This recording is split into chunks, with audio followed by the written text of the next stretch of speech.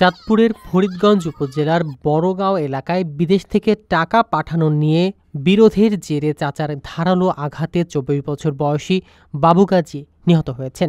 একই ঘটনায় বাবুর বাবা রওশন গাজী ও ভাই ইমরান হোসেন জখম হয়ে চিকিৎসাধীন রয়েছেন। সোমবার দুপুরে গাজী বাড়িতে সংঘটিত এই ঘটনা স্থানীয়দের মধ্যে আতঙ্ক ছড়িয়ে দেয়।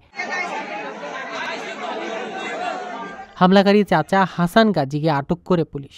তার দুই ছেলে শাওন ও রাকিব পলাতক রয়েছে। চাঁদপুর সদর হাসপাতালে চিকিৎসাধীন রওশন গাজী বলেন, আমার ছেলে বাবুর কাছে হাসান গাজীর টাকা পাওনা ছিল, এই নিয়ে বিরোধ হয়। হাসান ও তার ছেলের দম্পতি উত্তেজিত হয়ে এলো পাথারি কুপিয়ে বাবুকে হত্যা করেছে। গুরুতর আহত ইমরানকে ঢাকা মেডিকেল কলেজ হাসপাতালে পাঠানো হয়েছে।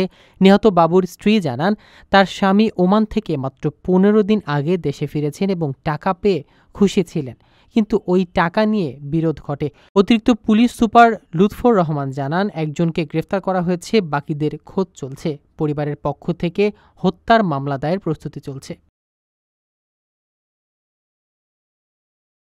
প্রিয় প্রবাসী, আপনার নিরাপদ ভবিষ্যতের জন্য অর্ধেক দামে আজই ফ্ল্যাট বুকিং করুন। ঢাকায় প্রবাসী সিটি দিচ্ছে সীমিত সময়ের স্পেশাল অফার। জমি ও ফ্ল্যাট একসাথে। যোগাযোগ করুন স্ক্রিনে দেওয়া নম্বরে।